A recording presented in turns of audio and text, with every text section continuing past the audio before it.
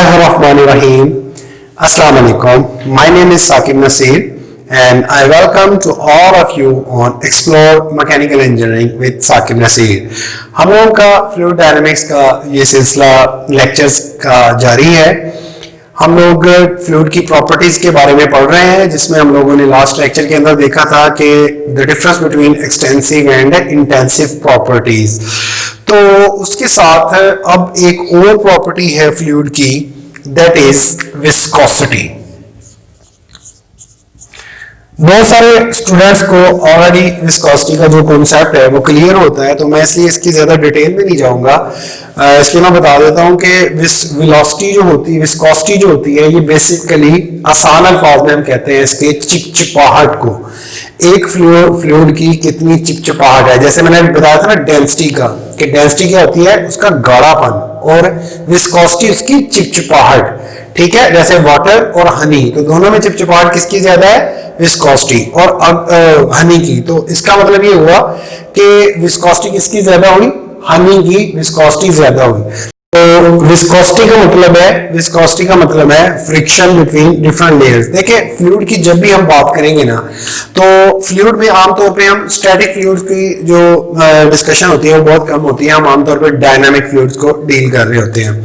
तो जब भी एक डायनामिक फ्लूइड की बात की जाएगी, डायनामिक फ्लूइड का मतलब है कि फ्लूइड मूव कर रहा है one place to another place. तो जब फ्लूइड मूव करेगा तो इन दोनों मोशंस के लिए हमारे पास क्या होता है कि हर लेयर एक दूसरे के ऊपर स्लाइड करती है। जैसे लाइक आप लोगों ने वो डेक देखा होगा, एक गद्दी, ताशों की गद्दी देखी होगी, तो उसमें अगर 52 कार्ड्स हैं तो किसी भी दो कार्ड्स के ऊपर अगर मैं उनको स्लाइड करूं तो उन दोनों में जो फ्रिक्शनल इफेक्ट प्रोड्यूस होंगे, दैट इज कॉल्ड विस्कोसिटी।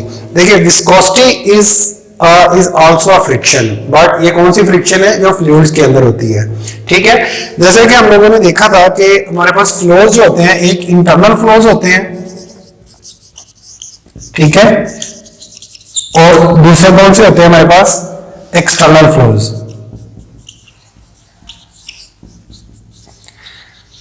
तो इन दोनों के लिए हमने क्या निकालना है, विस्कोसिटी प्रोफाइल। क्या निकालना है हमने, विस्कोसिटी प्रोफाइल। तो viscosity profile for what, for velocity. Viscosity profile for velocity, कि अगर एक लिक्विड में किसी वेलोसिटी से मूव करना है तो उसको कितनी विस्कोसिटी मिलती है, कितनी विस्कोसिटी मिलती है। चलो जी इंटरनल फ्लोज की बात करते हैं। तो सबसे पहले अभी हम क्या ड्रॉ करने लगे जी, velocity profile. Velocity profile for internal flows and external flows. तो इंटरनल फ्लोज की example just like flow within the water pipeline. External flows just like flow of wind over the blade of wind turbine, या आपके कोई भी buildings हैं उनके ऊपर से अगर कोई फ्लो करता है तो वो हमारा एक्सटर्नल फ्लो है। इंटरनल फ्लो की अगर मैं एग्जांपल लूं तो मेरे पास ये एक पाइपलाइन है, ओके, और एक्सटर्नल फ्लोज में मैं एक ये प्लेट लेता हूं और यहां से मैं कहता हूं कि मेरी हवा जो है, विंड जो है, वो किसी u इन्फिनिटी वेलोसिटी से आ रही है। अब एयर की कोई किसी भी दो लेयर्स के दरमियान जो फ्रिक्शन होगी, दैट इज कॉल्ड विस्कोसिटी। और सिमिलरली यहां पे पानी, फुली पानी जो है वो यहां पे गुजर रहा है। अब क्या होगा कि जब मैं इंटरनल फ्लोज की बात करूंगा तो इंटरनल फ्लोज में यहां पे बाउंड्री के साथ क्या होगा, नो स्लिप बाउंड्री कंडीशन होगी। नो स्लिप का मतलब the relative velocity between the solid surface and the first layer of liquid have no relative velocity, उनके दरमियान कोई रिलेटिव वेलोसिटी नहीं है। तो इसका क्या मतलब हुआ कि यहां पे नो स्लिप बाउंड्री कंडीशन में, नो स्लिप बाउंड्री कंडीशन यानी कि पहली लेयर जो फ्लूइड की, वो उसकी वेलोसिटी कितनी है, कितनी वेलोसिटी है, जीरो। शाबाश, कितनी वेलोसिटी है उसकी, जीरो। और यहां पे भी पहली लेयर ऑफ फ्लूइड की कितनी वेलोसिटी है, जीरो। क्यों यहां पे जीरो क्यों है, उसकी रीजन है no slip boundary condition. No slip boundary condition है कि अगर ये सॉलिड जीरो वेलोसिटी पे है ना, पाइप की जो अपर सरफेस अगर वो जीरो वेलोसिटी है तो उसके साथ जो पहली लेयर होगी ना वो भी जीरो वेलोसिटी पे आ जाएगी। क्यों? The friction between the surface of pipe and the first layer of fluid. तो उन दोनों के दरमियान फ्रिक्शन, अब उस फ्रिक्शन को हमने किस चीज का नाम देना है? That is viscosity. विस्कोसिटी का नाम देना। तो यहाँ पे नो स्लिप बाउंड्री कंडीशन के मुताबिक ये जीरो। अब जैसे जैसे मैं आगे की तरफ मूव करूंगा ना, ये जो फ्रिक्शन इफेक्ट अगर यहाँ पे फुल 100% थे ना, यहाँ पे थोड़े से कम हो जाएंगे, यहाँ पे थोड़े से कम होंगे, सेंटर पे मैक्सिमम हो जाएंगे। फ्रिक्शन इफेक्ट सेंटर पे बिल्कुल ना होने के बराबर होंगे। और फिर इसी तरीके से जब मैं इधर आऊंगा बाउंड्रीज की तरफ तो इधर फिर बढ़ना शुरू हो जाएंगे और बाउंड्री पे मैक्सिमम हो जाएंगे। तो अगर मैं इसको एक स्टार्टअप पॉइंट लूं और मैं कहूं कि फ्लूइड की जो सेंट्रल लेयर है वो मैक्सिमम वेलोसिटी से मूव कर रही है, इसका मतलब जो वेलोसिटी होगी ऊपर वाली इसकी थोड़ी सी कम होगी, ऊपर वाली की और कम होगी, इसकी और कम होगी और इसकी बिल्कुल ही जीरो वेलोसिटी होगी। वेरी गुड, शाबाश, ठीक है। और सिमिलरली नीचे प्रोफाइल कैसा बनेगा?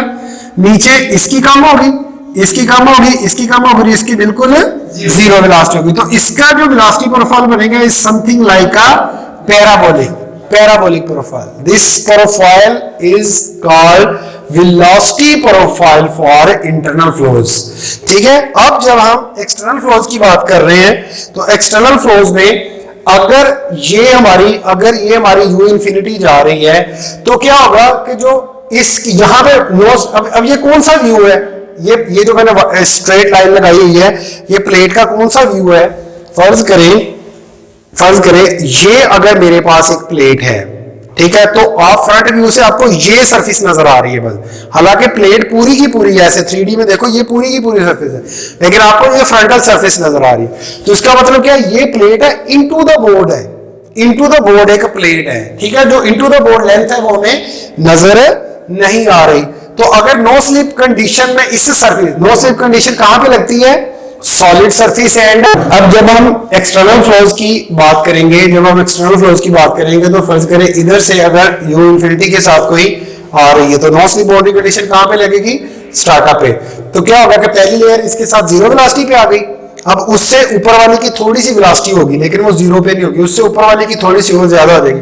तो जैसे जैसे हम ऊपर की तरफ जाएंगे ना तो यहाँ पे इस रीजन में कहीं पे उसकी वेलोसिटी बिल्कुल इक्वल किसकी हो जाएगी? यू इंफिनिटी किसके बराबर हो जाएगी? फर्ज करें u1 जो प्लेट के ऊपर हम वेलोसिटी ले रहे हैं। चले अगर मैं कहूं कि अगर u1 जो है वो 0.98% ऑफ यू इंफिनिटी भी अचीव कर लेती है ना, तो मैं कह देता हूं कि वो जो रीजन है वो बन जाएगा फ्री स्ट्रीम रीजन। और जहां पे ये वेलोसिटी प्रोफाइल डेवलप होगा दैट इज बाउंड्री रीजन। ये वाला जो रीजन है डेल्टा लेंथ वाला दैट इज बाउंड्री रीजन। दोबारा देखें, अगर ये प्लेट थी इसके ऊपर वेलोसिटी प्रोफाइल कैसा बना? ऐसा। तो इसकी वेलोसिटी एक खास पॉइंट पे जाने के बाद इसकी वेलोसिटी क्या होगी? बिल्कुल स्ट्रेट लाइन होगी। क्यों? क्योंकि अब उस नीचे वाली रेजिस्टेंस का कोई इफेक्ट नहीं आ रहा। अब ऊपर क्या होगा? अब ये जो रीजन है ना यहां तक ये ऊपर जहां पे रेजिस्टेंस का कोई इफेक्ट नहीं आ रहा है that is free stream region, और ये वाला क्या हो गया आपका? बाउंड्री रीजन हो गया। तो ये दो प्रोफाइल है। अब दो प्रोफाइल आपके सामने अगर इस तरह के बने आते हैं, ठीक है, एक ये वाला और एक ये वाला, तो इन दोनों में दैट इज वेलोसिटी प्रोफाइल। तो इन दोनों में फर्क क्या है? This is for internal flows and this is for external flows. तो विस्कोसिटी किसी भी ऑयल की किस चीज पर डिपेंड करेगी? Depending on temperature and pressure. अगर प्रेशर ज्यादा कर देंगे विस्कोसिटी बढ़ जाएगी। अगर फॉर लिक्विड की बात कर रहा हूं, अगर टेम्परेचर ज्यादा करेंगे तो विस्कोसिटी कम हो जाएगी। तो प्रेशर के साथ ये डायरेक्टली प्रोपोर्शनल, टेम्परेचर के साथ ये इनवर्सली। क्यों? देखिए इधर क्यों, जब हम लिक्विड की बात करते हैं तो टेम्परेचर बढ़ाने से विस्कोसिटी कम क्यों होती है? टेम्परेचर बढ़ाने से पार्टिकल्स के दरमियान जो स्पेसीज हैं वो बढ़ेंगी। जब बढ़ेंगी तो इसका क्या मतलब है कि उन दोनों के दरमियान जो फ्रिक्शन है वो कम होगी। जबकि गैसेस में ये उल्टा है। What about gases? What about gases?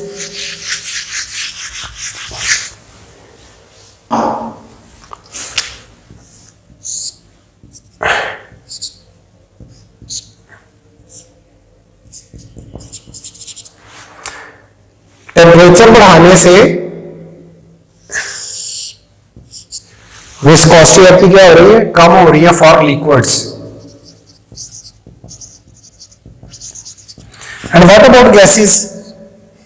That is temperature बढ़ाने से जो विस्कोसिटी है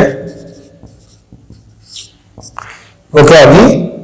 फॉर गैसेस वो बढ़ेगी। टेम्परेचर बढ़ाने से जो विस्कोसिटी है वो गैसेस के लिए बढ़ेगी। क्या रीजन है इसकी? सोचो जरा। लिक्विड में तो जब हमने उसको हीट किया तो पार्टिकल चले गए स्पेस पे, तो इसका क्या मतलब हुआ कि इसकी जो विस्कोसिटी है वो कम होगी। गैस में क्या हुआ? गैस में ये हुआ कि आपने गैस ली हुई कंटेनर के अंदर, जब कंटेनर को आपने हीट किया तो उसकी जो कोलिजन है पार्टिकल्स की वो इंक्रीज हो गई। जब वो इंक्रीज हो गई तो गैस के अंदर से अगर किसी पार्टिकल ने गुजरना है तो उसको रेजिस्टेंस कम मिलेगी या ज्यादा मिलेगी?